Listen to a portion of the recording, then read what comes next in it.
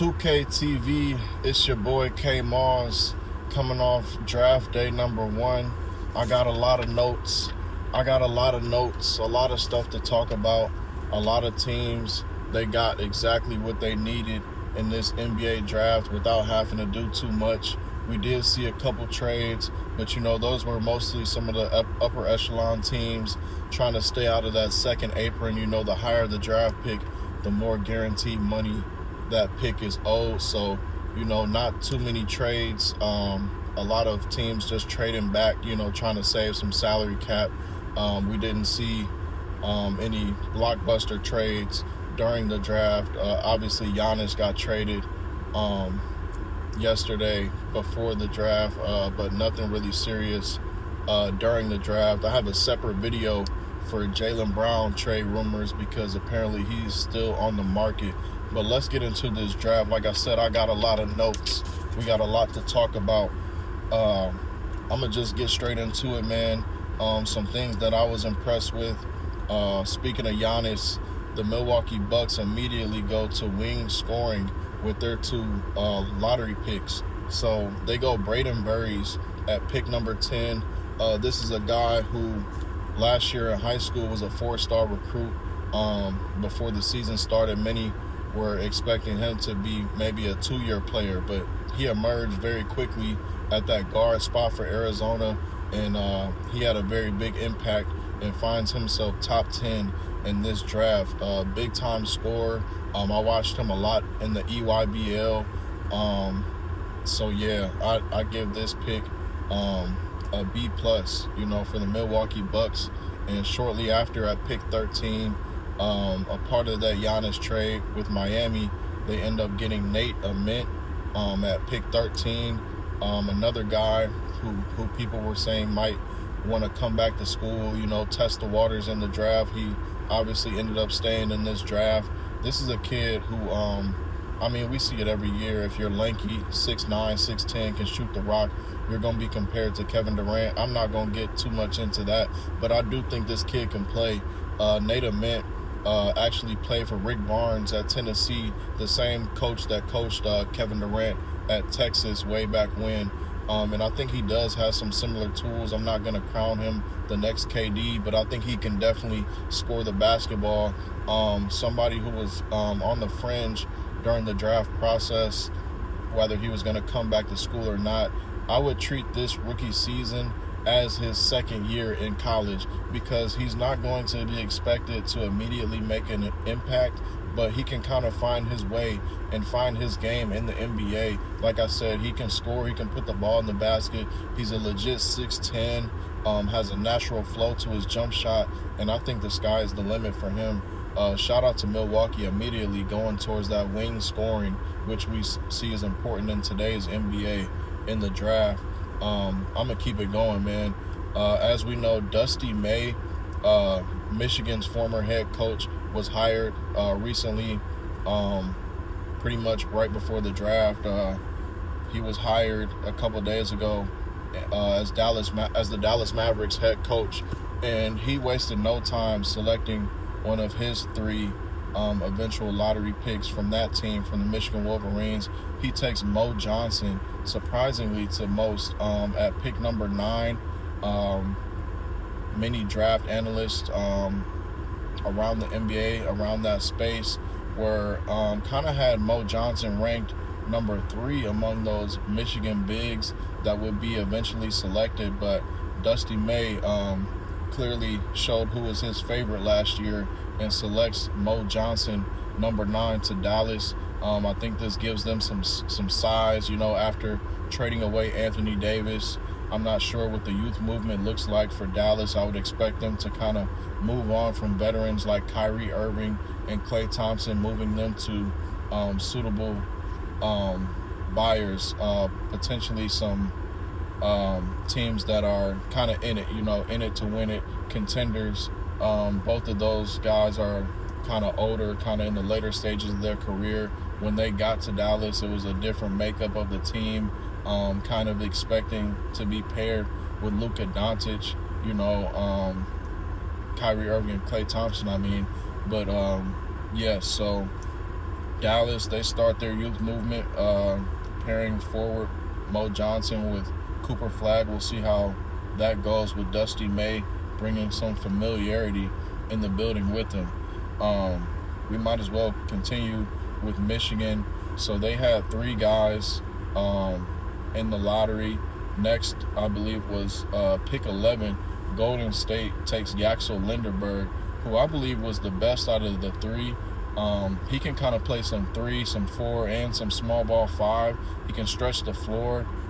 He is kind of an older prospect, but I believe that the sky is the limit as well for him. I'm not a guy who kind of is against taking these older guys in the draft. It's not like they're towards the end of their careers. I mean, a rookie contract is usually 3 or 4 years. So even a guy who's 23 years old, who will turn 24 soon, has a lot of basketball left. And I was impressed with his season. He was a big part of them being able to win. And the Golden State Warriors get a steal here. I believe I had him going a few picks earlier in my mock. But here's the thing. Steve Kerr is not really prone to playing rookies. He's not really prone to playing young guys, as we saw kind of a rift with him and Jonathan Kuminga. They also, in the past, have drafted James Wiseman and Patrick Baldwin, who didn't end up turning out for that franchise, kind of have bounced around a little bit.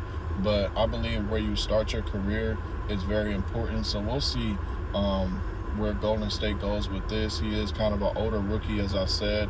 You do have Jimmy Butler, who will probably miss most of, if not the entire season next year. So there definitely will be opportunity. It's just a matter of if Steve Kerr believes in the young rookie or finds some minutes for him out there early on. Next, we have Oklahoma City. This was a high value pick for me. This is one of my favorite fits pick wise. Ade Mara, 7'3". As you've seen, OKC was bounced last year by San Antonio. You know, they get some size in the front court to kind of help defend Wemby. Obviously, I'm not going to crown him the Wemby stopper, but a guy like that, you have to throw bodies at. We also have to see if they can retain Isaiah Hartenstein. So that's another thing. But I do think, as presently constructed, OKC has added some big depth, and this was a high value pick for them. They had 2 picks in this draft.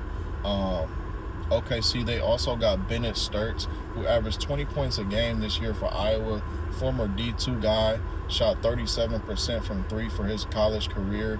And again, they have some question marks on who they'll be able to retain, as far as Lou Dort, as far as Cason Wallace. So I think with the 2 picks they had, they definitely filled some holes and might be able to even get cheaper on the books this summer. We'll see.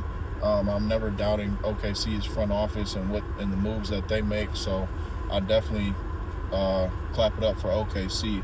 So next we got I got 2 steals in the draft. Well, there were more steals that I believe, but 2 that I want to talk about off the back. My favorite value picks here, and immediate team need picks, was Detroit ending up trading.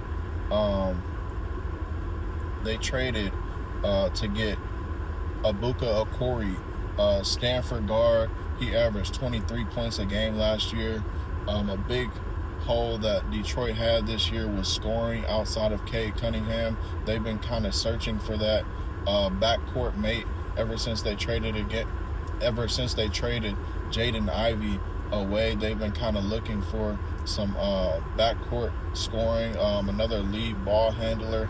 I think this works. You know, we talk about small guards. Obviously that kind of theory was debunked this year with the New York Knicks winning and Jalen Brunson at the helm. But I believe what Abuka Okori will be asked in Detroit is not typical of a lead guard, with Cade Cunningham being able to play on and off the ball at 6'7", 6'8", you know, whatever he is. So I think he fits, you know, perfectly with this Detroit squad. It's a young squad that gets after it on defense, and if he can put the ball in the basket at the next level, I think that will put Detroit into that next tier of contenders next season. another high value pick for me was Boston. Kind of towards the end of the first round, they get Chris Sanak Jr.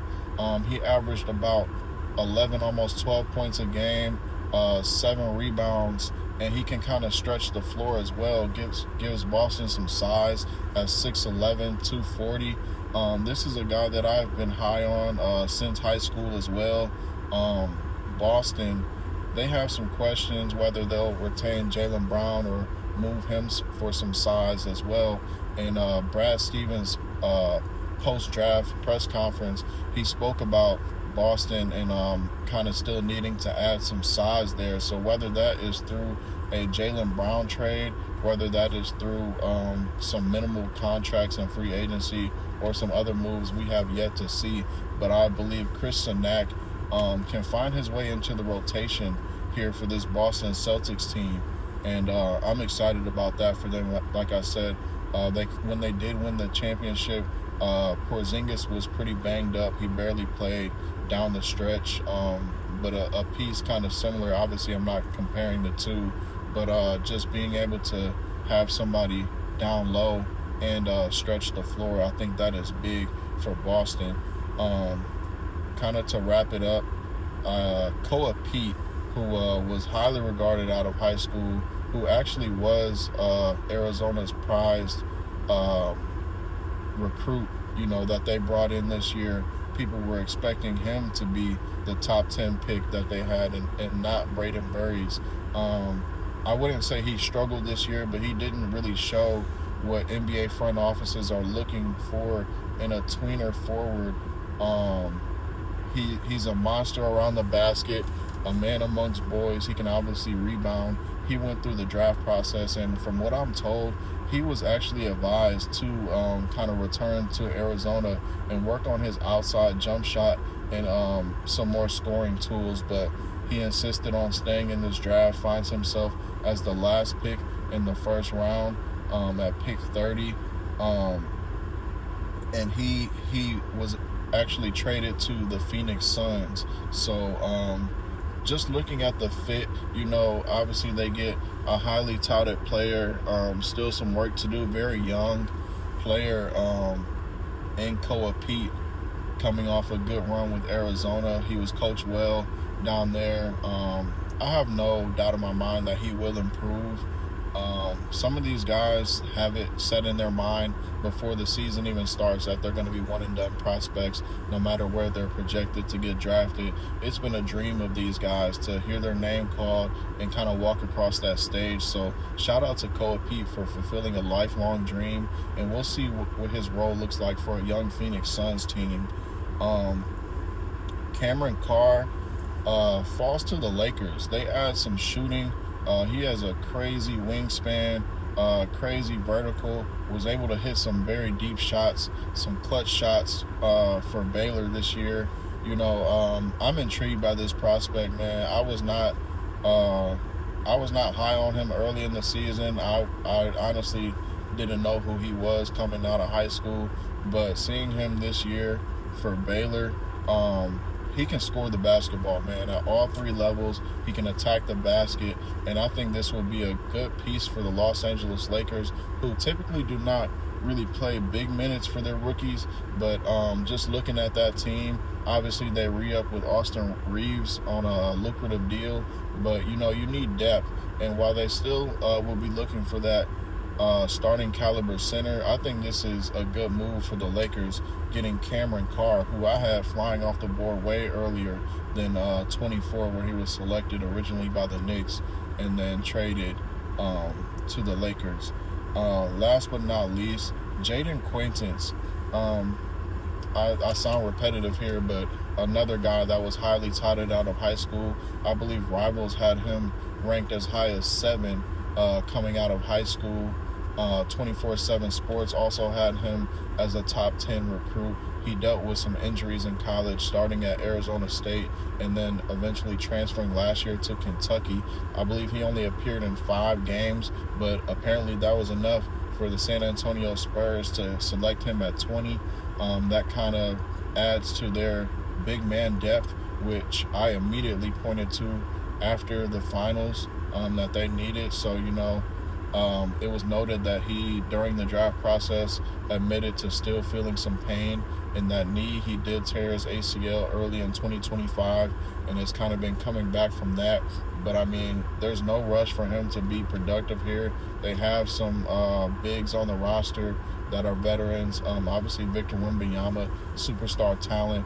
But if they can get Jaden Creighton healthy and in that big rotation, I think this actually might be a steal for San Antonio and can relieve some of that stress from Wembanyama when you can kind of play a guy at either the 4 or the 5 position. So, yes, day 2 of the draft is tonight at 8 o'clock, second round. If any trades happen, I will be reporting. I'm not sure if I'll do a round 2 recap. There's still some very talented players off the board. The first one that comes to mind, Malik Thomas, has not came off the board yet. So we'll see round 2 tonight. And that's just my recap. Like I said, I have another video, separate video that will be coming out later with Jaylen Brown trade rumors. And obviously, if he ends up getting moved, I will do an updated video on that. But as of right now, that's my NBA draft day 1 analysis. You got 2K TV, and I'm out.